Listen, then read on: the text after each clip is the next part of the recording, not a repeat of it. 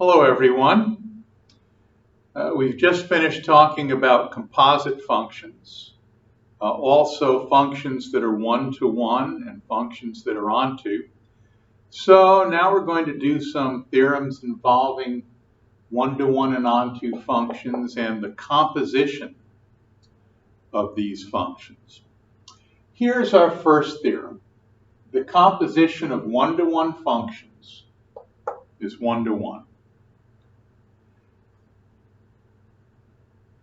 It would be best if we put this in the form of a conditional statement. If f from x to y and g from y to g are both one-to-one functions, then the composition of g with f from x to y, whoops, here's my first mistake. Oops. I don't know why my proofreaders don't catch these things. There we go. I like that a lot better. If f from x to y and g from y to z are both one-to-one functions, then the composition of g with f from x to z is also a one-to-one function. Now, first let me identify my hypothesis.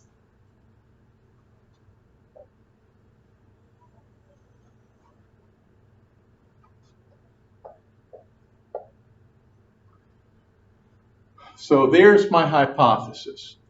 F from x to y is one-to-one, and g from y to z is one-to-one. Those are both hypotheses. And this is my conclusion. So I think now I'm ready to begin the proof.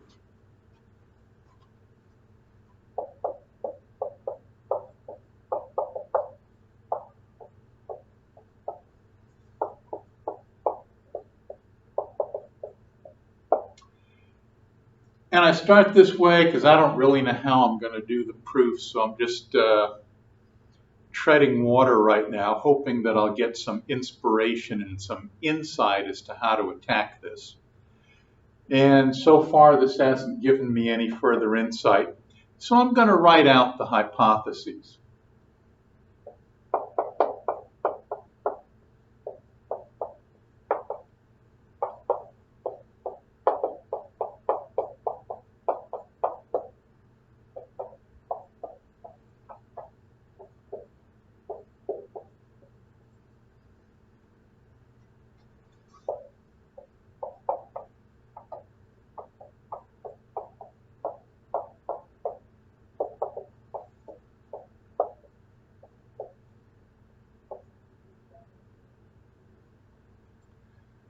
Okay, there we have it.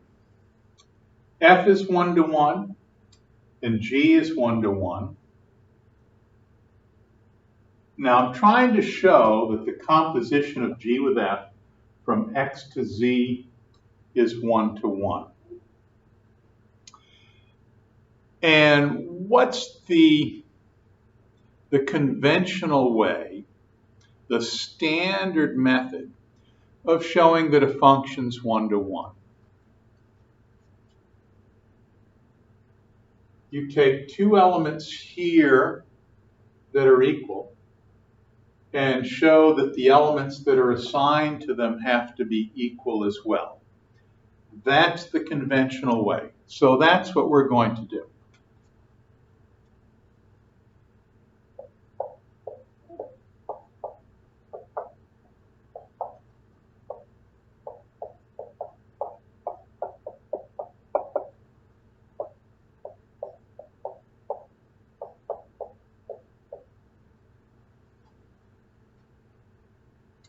We suppose that these two things are equal, and we're going to show, hopefully, that this implies that x1 and x2 are equal as well. Now, it will be more insightful if my first step is to rewrite these in a form that I'm more comfortable with. So that's what I'm going to do. I'm going to write this as g evaluated at f of x of 1. And I'm going to rewrite this as g evaluated at f of x of 2. Now I can work with this. Just the notation gives me a little bit more insight.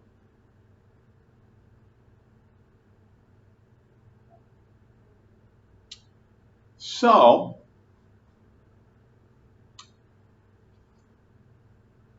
here's what I do. I use the fact that g is 1 to 1. So that means that if g evaluated at this thing equals g evaluated at this thing, then the two things inside have to be equal. So if g evaluated at this thing equals g evaluated at this thing, then f of x1 has to equal f of x2 because g is 1 to 1.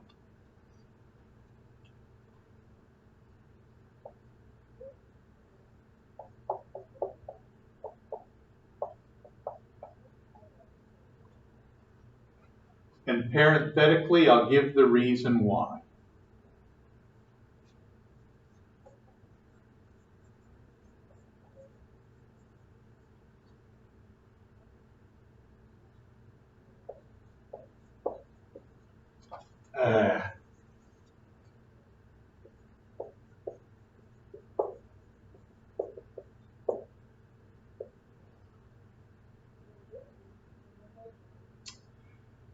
Now I can use my second hypothesis, namely that f is 1 to 1.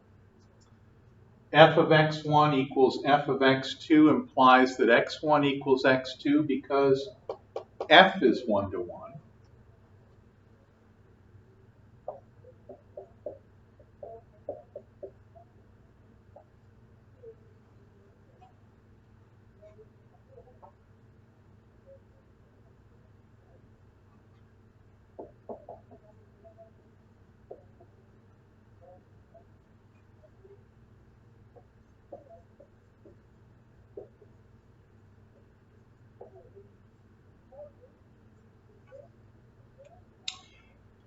Technically, I'm done with my proof. Technically, when I get to this point, I'm done. But for the sake of those people who have sort of been following the proof step by step and have not really been focusing on the big picture, I'm going to tell them what it is we just did.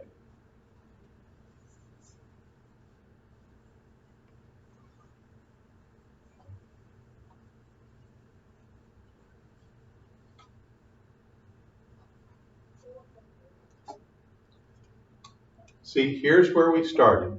G composed with f of x1 equals G composed with f of x2.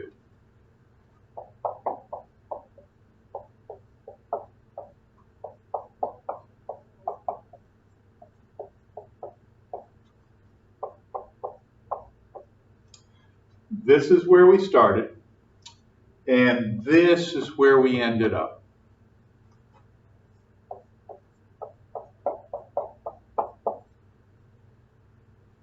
So we write this as a courtesy to our reader just to let them know what it was that we just did, because they might be following the proof from step to step, and when they get to this point, it won't click that they've arrived at their destination or that we've arrived at our destination. So we tell them what we just did. We proved that this thing implies this thing. Therefore, G composed with F is 1 to 1. And now we're done with our proof.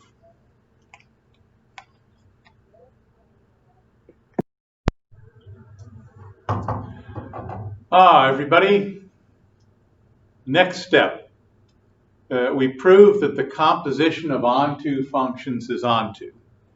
And again, we write it in the form of a conditional statement. If f from x to y and g from y to z are both onto, then g composed with f from x to z is onto also. And to get things going, I should probably highlight what it is that I should probably indicate what my hypothesis is.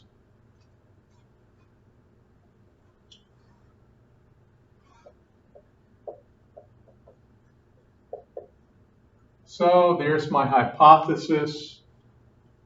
This is my conclusion. And to get the ball rolling, I'll let the hypothesis be given.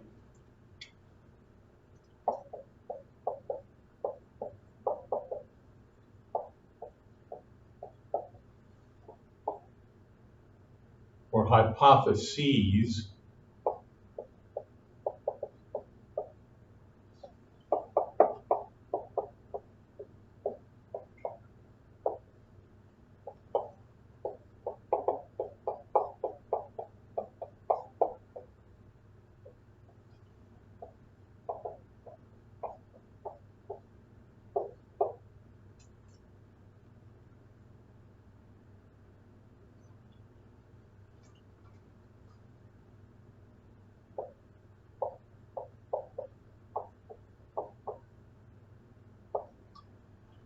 Okay, I've acknowledged my hypotheses, and I'm trying to show that the composition of G and F is onto also. So we'll use the standard procedure for this. We'll take an arbitrary element in this set and show that there's an element in this set that gets assigned that arbitrary element. So we'll pick an element, little z here, and show that there's an x in this set that gets assigned the element little z by the function g composed with f.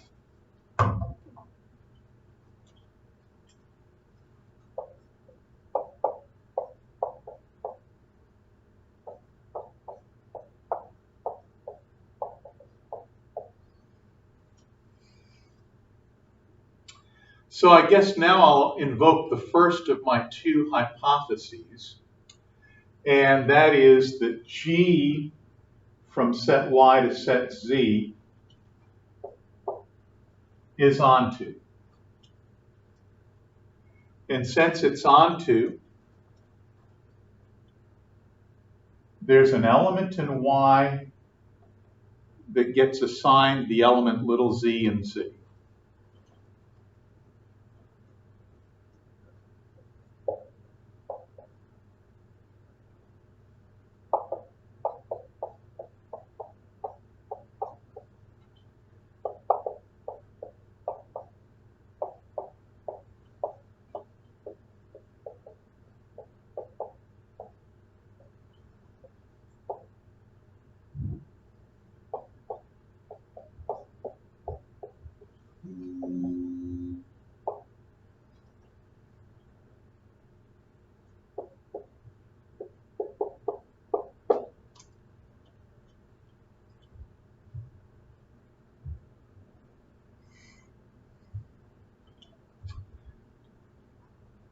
Excuse me for a second. Excuse me.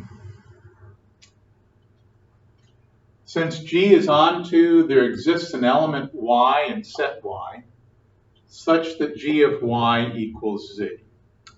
And let's give this element Y a name. Let's call it Y sub Z to show that this element is assigned the element Z by the function. Now, all we need to do now is show that there's an element in set X that gets assigned this element Y sub Z. And that's going to happen because the function f from x to y is also onto.